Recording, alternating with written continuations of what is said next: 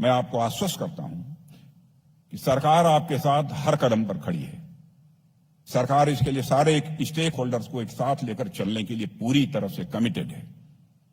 हमारा यह प्रयास है कि एकेडमिया और गवर्नमेंट मिलकर भारत को डिफेंस सेक्टर में सेल्फ रिलायंस बनाने का प्रयास करें, और हम सेल्फ रिलायंट डिफेंस सेक्टर में बनेंगे। मैं देश का रक्षा मंत्री होने के नाते पूरे कॉन्फिडेंस से मैं कहना चाहता हूं।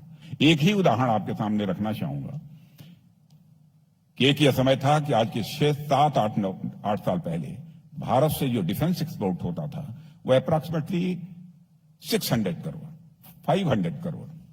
आज हम मोर देन 23,000 करोड़ का एक्सपोर्ट कर चुके हैं, और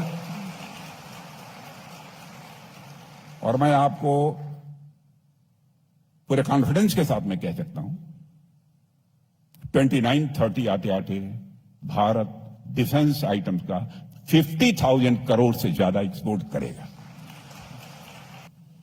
अब आपको ऐसे ऐसे आइडियाज लाने हैं जो हमारी जरूरत बन जाए, हमारे फोर्सेस को ऐसा लगे कि आपकी इस टेक्नोलॉजिकल सपोर्ट के बिना तो अब हम अधूरे हैं।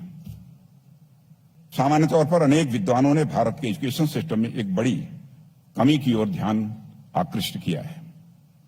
वह यह है कि हमारी एकेडमिया में रिसर्च ओरिएंटेशन की कमी देखने को मिलती है, चाहे वह नेचुरल साइंस हो या सोशल साइंस हो, या हमारे देश में ओरिजिनल रिसर्च की कमी आमतौर पर देखने को मिलती है। लेकिन आज उसमें बहुत इंप्रूवमेंट आया है। हमारे यहां भी रिसर्च इकोसिस्टम जितना डेवलप होना चाहिए उतना भी हम डेवलप नहीं कर पाए हैं। यह भी हमारे लिए एक चुनौती है, और इस चुनौती को आप ही स्वीकार कर सकते हैं और कोई दूसरा स्वीकार नहीं कर सकता। साथियों, भारत ने आप जैसे नौजवानों के बल पर ही 2047 तक एक डेवलप्ड नेशन बनने का सपना देखा है।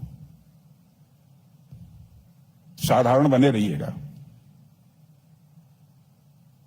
यह सपना कोई साधारण सपना नहीं है, बल्कि इसके लिए हम सबको एक संकल्प लेना है और उस संकल्प को पूरा करने के लिए पूरी ताकत लगानी है। यह सपना इतना बड़ा है कि इसे कोई एक व्यक्ति अपने दम पर पूरा कर लेगा, यह सामान्यतः संभव नहीं है। हम सब भारतवासियों को, विशेषकर आप सभी नौजवानों को मिलकर इस दिशा में प्रयास करना होगा। एक प्रॉवर्ब आपने सुना होगा, if you want to go fast go alone, if you want to go far go together. Bharat को बहुत लंबा समय तय करना है, और इसलिए हमें साथ चलना होगा। आप सबका तो मैथमेटिक्स से गहरा जुड़ाव है। आपने मैथमेटिक्स का यह फार्मूला भी पढ़ा होगा, a+b whole square is equal to a² + b² + 2ab। यह फार्मूला भी हमें साथ मिलकर प्रेरणा देता है, लेकिन a - b होल स्क्वायर भले ही a² + b² -2ab, बड़े मन से काम करने की जरूरत है। मेरे रिसर्चर्स को मैं कहना चाहता हूं, नौजवानों को कहना चाहता हूं। अटल बिहारी वाजपेयी जी कहा करते थे, छोटे मन से कोई बड़ा नहीं हो सकता, टूटे मन से कोई खड़ा नहीं हो सकता।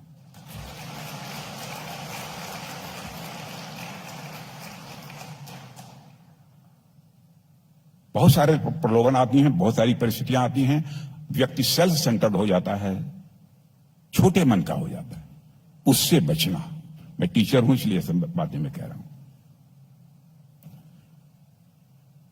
बहुत बड़े बड़े चैलेंजेस जिंदगी में आएंगे, लेकिन घबराना मत। एक बार कामयाबी नहीं मिलेगी, दूसरी बार मिलेगी, दूसरी बार नहीं मिलेगी, तीसरी बार नहीं मिलेगी, तीसरी बार नहीं मिलेगी तो जिंदगी के किसी न किसी क्षण में कामयाबी मिलकर रहेगी। इस कॉन्फिडेंस के साथ आगे काम करते रहना, यही हमारी आप सबके लिए। मन कभी छोटा मत करना, मन कभी छोटा मत करना। छोटे मन से, जैसा मैंने कहा ना, कोई बड़ा नहीं हो सकता। मेरे बच्चों, छोटा मन कभी मत करना। परिस्थितियां ऐसी पैदा होती हैं कि व्यक्ति सोचता, सेल्फ सेंटर्ड हो जाता है कि हम ये कर लेंगे, वह कर लेंगे, फला का नुकसान हो जाए, अच्छा है। लेकिन इससे बचना, इस फीलिंग से। मेरे जिंदगी का अनुभव है, ये बहुत ही घातक है, बहुत ही घातक है। और जितना ही आपका मन बड़ा होता चला जाएगा, जीवन में उतने ही सुख और आनंद की अनुभूति तुम करते चले जाओगे। मैथमेटिकल इक्वेशन में कहना हो तो मैं कह सकता हूं, मान लो थोड़ी देर के लिए, मन इज ए सर्किल, मन एक वृत्त है। तो मैथमेटिकल इक्वेशन में इसे कहना हो तो कह सकते हैं, circumference of man is directly proportional to the magnitude of sukh. Circumference of man is directly proportional to the magnitude of anand. Circumference of man is directly proportional to the parmanand, यानी परमात्मा की भी प्राप्त हो सकती है बड़े मन वाले व्यक्ति को।